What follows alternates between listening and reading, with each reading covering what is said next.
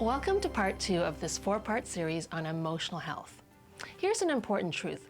None of us escapes the heartache and disappointments of life.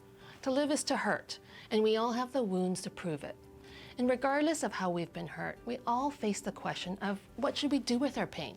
Should we suck it up and stoically ignore it? Or should we just white knuckle it and just hope it goes away on its own? Or should we just try to stay positive and hope everything will just all work out in the end? Well, I'd say let's not waste our pain. If we fail to respond appropriately to the wounds that life and relationships inflict, our pain is wasted. It'll numb us or destroy us. Suffering pain doesn't have to rob us of joy or shut down our hearts. Instead, it can lead us towards life if we choose the freedom and healing that the Lord offers. Remember, healing is not the resolution of our past. It's the use of our past to draw us into a deeper relationship with God and His purposes for our lives. Choosing to face our pain allows us to grow and gain the important life lessons inherent in our suffering. Choosing to avoid or deny our pain means that we remain stuck. And when we shut down our hearts to avoid feeling our pain, it always interferes with our emotional health and our relationship with others and with God. Our old response is to walk away or get angry or both. Someone else has let us down once again. The number of people who leave churches or marriages because of unresolved past pain projected onto current relationships is innumerable. And so we remain trapped. But if you choose to lean into this pain and you choose to stay and fight for freedom, and if you follow your place of pain and allow the Lord to heal you, you will grow emotionally and spiritually. You'll begin to experience God's love in your heart, and you will be transformed.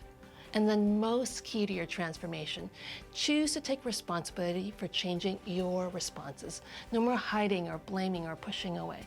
I promise you, it will be life-changing. So how do we build and maintain our emotional health? Start with acknowledging that all emotions are a gift from God. Every honest emotion has importance in any relationship, both with God and with others. Most of us simply need to learn what they really are and how to express them. We need to learn how to acknowledge our emotions and accept how we feel without judgment. Our emotions aren't right or wrong, they simply are. And when we can accept and express them, there's relief. And the negative feelings lose their power to hurt our hearts and destroy others. Unacknowledged emotions always control us in one way or another. And the more they're buried and ignored, the greater the power they have to wreak damage in our lives. Our emotions are signals to pay attention to what needs attending to. So if I feel angry, that might be my signal to speak up for myself or to set boundaries or to put a stop to something that's harmful. Ignoring my emotions means forfeiting emotional health and resolution of problems. Recent studies of our brain indicate that all of our decisions and actions are motivated by our emotions, whether we feel them at a conscious level or not. No matter how logical we may want to be, it turns out we can't divorce our decisions from our emotions. So if you're unaware of your emotions and you don't learn to pay attention to your inner world, you can be sabotaged by your emotions time and time again without understanding why. And more importantly, without having enough self-awareness to change the way you respond to a given situation. Remember, God isn't repulsed by our negative feelings, but because He loves us, He wants us to come to Him to process our emotions and then seek His wisdom to choose how we respond. How we feel is simply how we feel. It isn't good or evil. When we shame our emotions, we end up preventing the processing we need to resolve them. Finding permission to feel what we feel is the key to finally examining and responding well. Can we offer ourselves some grace? Can we accept our humanity? And if we can extend that grace and acceptance towards others, that's healing.